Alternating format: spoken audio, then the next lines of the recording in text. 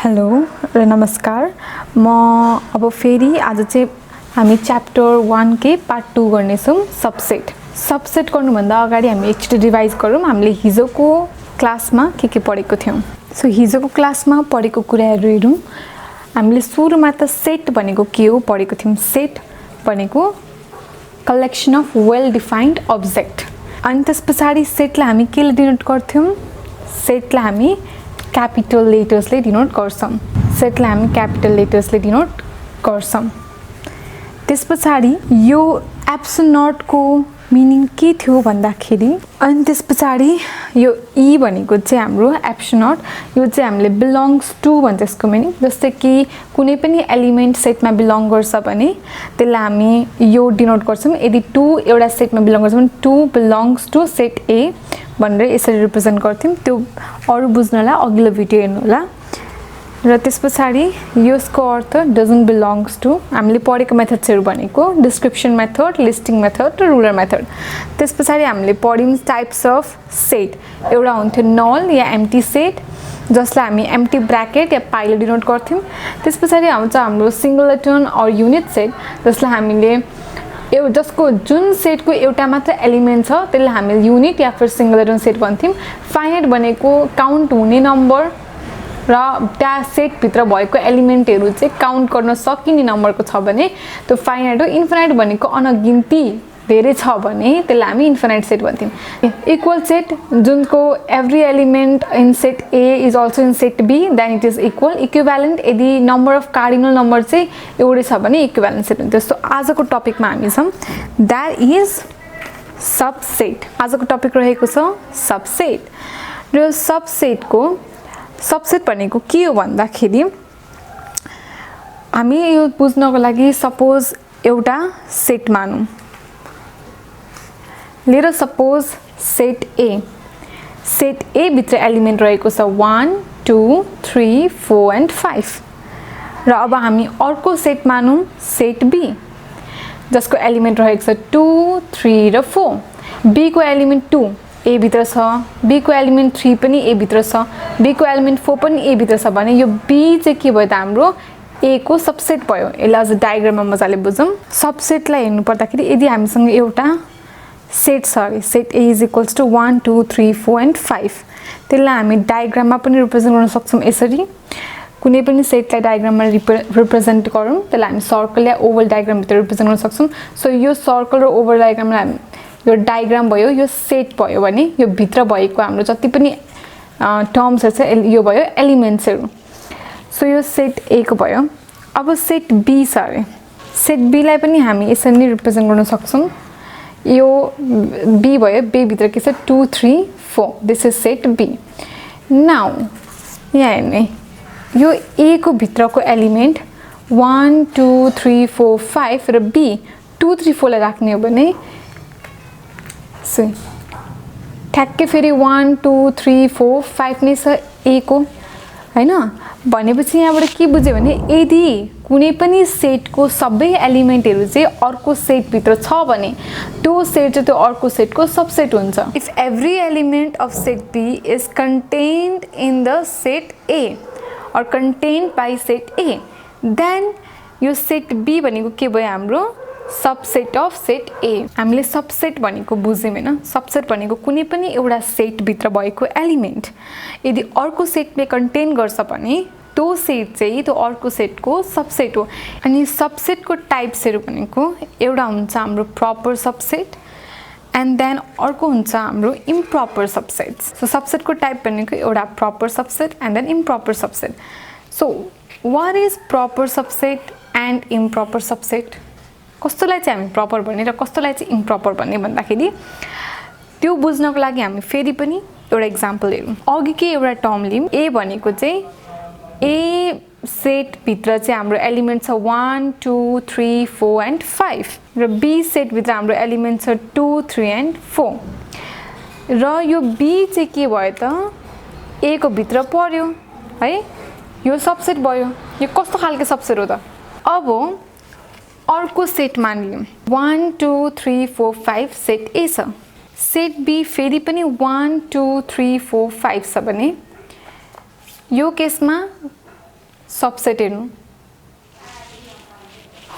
यो दुईटा एक्जाम्पलको बिचको डिफरेन्स हेरौँ यो सेटमा हेर्नुस् बी को एलिमेन्ट सबै बी भित्र भएको सबै एलिमेन्ट ए भित्र छ तर ए भित्र भएको सबै एलिमेन्ट बी भित्र छैन र यो केसमा हेर्ने हो भने ए भित्र भएको सबै एलिमेन्ट बी मा पनि छ र बी मा भएको सबै एलिमेन्ट ए मा पनि छ सो जुन एलिमेन्ट्सहरु सो प्रपर सबसेट्स भनेको यसलाई भन्छौं हामी so this is proper subset त्यो बेला मात्र भनिन्छ जब सबसेटको भित्र भएको एलिमेन्टहरु चाहिँ एउटा एटलिस्ट एउटाले भए पनि ए को भन्दा घटी हुनु पर्यो it should not be the same equal हुनु भएन सबसेट एलिमेन्ट ए र बी भित्रको ए र बी को एलिमेन्टहरु इक्वल हुनु भएन यदि ए मा 1 2 3 4 5 छ भने बी मा कम्तिमा पनि एउटा एलिमेन्ट त्यो भन्दा कम हुनु पर्यो दैट डजन्ट मीन कि यहाँ एक्स्ट्रा एलिमेन्ट हुनु भएन नि फेरि यो एक्स्ट्रा एलिमेन्ट पनि हुनु भएन यदि यहाँ 2 3 4 र 6 भन्ने पनि हुनु भएन यही भित्रकै एलिमेन्ट हुनु पर्यो तर यहाँ भन्दा अलिक कम हुनु भयो त्यो भयो भने हाम्रो के हुन्छ प्रपर सबसेट र यसलाई हामी डिनोट गर्छौं B is a subset of A. So this is the proper subset. र यसलाई उल्टाएर लेख्ने हो भने यो A लाई चाहिँ हामी के भन्छौं superset. So A is a superset of B and B is a subset of A. B चाहिँ A भित्र पर्छ है र A भित्र चाहिँ B पर्छ. So this is a proper subset. Now this is improper subset. Improper subset मा के हुन्छ जति एउटा एलिमेन्ट ए मा छ त्यति नै एउटा एलिमेन्ट बी मा पनि छ मतलब दे आर इक्वल यहाँ हामी ए इज अ सबसेट अफ ए भन्ने जस्तो भयो नि त हो यो जब ए र बी को चाहिँ भित्र र ए मा भएको जति एउटा टर्म छ बी मा पनि त्यति नै एउटा छ भने त्यसलाई इम्प्रोपर सबसेट भन्छ लेट्स टेक अनदर एक्जाम्पल यदि हामीले भावेल को सेट बनायौं भने ए ई आई ओ यू भावेल को सेट बनायौं भने र अर्को सेट छ त्यो पनि ए ई ओ आई ए यू को सेट छ भने यहाँ भित्र अनि मैले हिजो पनि भनेको छु अर्डर म्याटर गर्दैन सो यहाँ भित्र भएको एलिमेन्टहरु यहाँ राख्दाखेरि फेरि same to same we call this improper subset यसलाई हामी इम्प्रोपर सबसेट भन्छौं र यसलाई हामी कसरी डिनोट गर्छौं B is a subset of A र यो तल हेर्नुस् इक्वल्स टु साइन छ किनकि यो इक्वल हुन्छ अनि यो इक्वल हुँदैन सो सबसेटको डिफरेन्स प्रपर सबसेटमा एलिमेन्ट्सहरु इक्वल हुँदैन र इम्प्रोपर सबसेटमा एलिमेन्टहरु इक्वल हुन्छ now we come to the number of subsets अब हामी सबसेटको नम्बर पत्ता लगाउनेतिर जाँदैछौं अब सबसेटको नम्बर हुन्छ अब यहाँ हेर्नुस् यो एलिमेन्ट यो सेट ए मा 1 2 3 4 5 ओडा एलिमेन्ट छ यसको सबसेट कति वटा होला त अघि त हाम्रो सबसेट थियो 2 3 4 isn't it अघि त 2 3 4 थियो अब यहाँ भित्र पनि त 2 3 मात्र छ भने यो पनि त सबसेटै हो ए को यो सबसेट हो बी को पनि अनि कम्बिनेसन 2 2 3 5 पनि ए के सबसेट हो 1 5 कम्बाइन गर्ने 1 5 पनि ए के सबसेट हो यस्तो चाहिँ एउटा सेट भित्रबाट कतिवटा चाहिँ सबसेट निक्लिन्छ त अब त्यो हेरौं so number of a subset of a given set suppose हामी यहाँ एउटा सिचुएसन हेरौं एउटा आइसक्रिम छ चकलेट फ्लेभर को अर्को आइसक्रिम छ हाम्रो बटरस्कच र अर्को आइसक्रिम छ हाम्रो भेनिला फ्लेभर को है सो चकलेट फ्लेभरलाई हामीले सी मान्यौं बटरस्कचलाई बी र भेनिलालाई भी ओके अब एउटा केस तपाईले एउटा मात्र तपाईलाई एउटा मात्र आइसक्रिम खानु मन छ भने या त तपाईले सी चकलेट खानुहुन्छ या त बटरस्कच खानुहुन्छ या त भेनिला खानुहुन्छ यदि दुईटा खानु मन छ भने एउटा या त चकलेट र बटरस्कच खान सक्नुहुन्छ या फिर चकलेट र भेनिला खान सक्नुहुन्छ या त बटरस्कच र भेनिला खान सक्नुहुन्छ अब तपाईलाई तीनटै खानु मन छ भने चकलेट बटरस्कच भेनिला तीनटै मिसाएर खानुहुन्छ इन केस तपाई बिरामी हुनुहुन्छ अरे तपाईलाई डाक्टरले खान दिएन भने यो तीनटै खान सक्नु हुँदैन र तीनटै खान नसक्नु भनेको कस्तो खालके केस हो एम्प्टी सेट त्यो बेलामा हामी के लेख्छौं फाइ किनकि फाइ भनेको एम्प्टी सेटलाई जनाउँछ सो यहाँ हेर्ने कतिवटा सबसेट बन्यो त यो केसको तीनटा एलिमेन्टको सबसेट 1 2 3 4 5 6 7 8 भनेपछि दिस इज 8 सबसेट तर एउटा पर्टिकुलर फर्मुला त होला नि त अब हामी